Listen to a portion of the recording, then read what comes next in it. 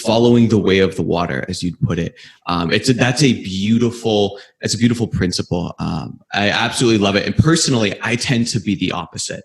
I know myself. I tend to be bullheaded, and like, if there's something I'm going to get, I'm going to put my head down and I'm going to push through any resistance to get it. And I get burnt out a lot because of that. That's something I've learned about. It's hard on your energy. It's hard. Extremely hard. And I've been working on that for years. I'm better now, but that's my natural tendency.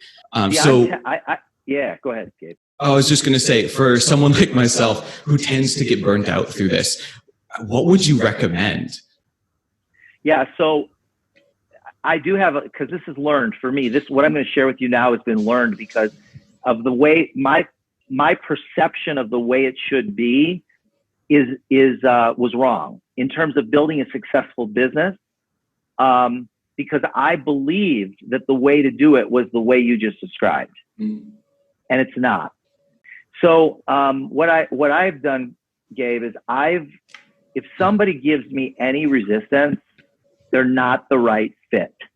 I say no to them before they say no to me. Mm-hmm. So if they start to give me reasons, I'm not going to try and overcome their objections. Yeah. I want people that are 100%. Now, so there's three different types of people. There's the players. They're the ones that you don't need to convince them of anything. They're just ready to go. They got their credit card out before you're even done. They want to buy now. They want to be a distributor now. They've got big dreams. They like what we're doing. They're in. The second type of person is the skeptic. The skeptic is recoverable. The skeptic has questions. There's a difference between a skeptic and a cynic. The third type of person is a cynic. You have to decide, are you dealing with a skeptic or are you dealing with a cynic? If it's a skeptic, you're going to answer their questions, but you don't want those answers to come from you. That'll take the stress off you. Like if somebody is skeptical, I'm not, and they've got questions, but they're interested, but they're skeptical. They've got some beliefs that maybe are standing in the way, but they really want to be interested. You have to be able to tell the difference between a skeptic and the cynic. A skeptic is recoverable, and so I'm going to give them what they need to get their questions answered, but it's not going to come from me. And that takes the pressure off me. I don't have to convince them of anything. Right. I'm going to give them I'm going to send a video to them. I'm going to put them on a Zoom call. I'm going to put them on a call with somebody else that has more expertise than me. I'm going to send them a PDF, but I'm going to let something else, a third-party tool, do the work. If they're skeptical. Now, if they're cynical, I cut them off.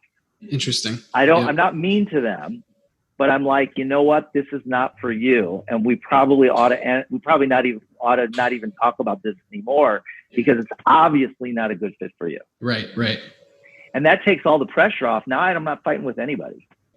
Yeah. And I will acknowledge also, Gabe, another thing, and you may already do this. I suspect, you're a people person. You probably already do this, but it's important, regardless of whether it's a skeptic or a cynic, to acknowledge whatever it is, empathize with whatever it is they're feeling or thinking or saying. Mm-hmm. So if somebody says to me, I've heard about these things, only the people at the top make money. I get that. I'll say, I get that. That's out there. I don't believe it's true, but it's out there. I know there's a lot of people. I know there's a lot of people that believe that. Maybe this isn't a good fit for you. Yeah. And they're like, whoa, what? No. Not what they were expecting. Right. They were expecting me to fight with them. Right. But that saves so much energy in yourself to not carry on an argument with that. Because, dude, I've seen it so many times. People just sit there for hours and hours and hours, just constantly, trying to just argue about it. It's crazy to see how that happens. And it goes nowhere. Yeah. It goes nowhere. And you go home and you're exhausted and, ticked off, and you start making your family exhausted, and it's just a downward cycle. That's crazy. And mentally, I try and put myself, I do my very best to get myself mentally, not physically, but get myself on the same side of the table as them. Yeah. So I want to align with them as best I can without agreeing, because I don't agree, but I'm going to align with them as best I can. They're feeling a certain way. I'm going to align with those feelings.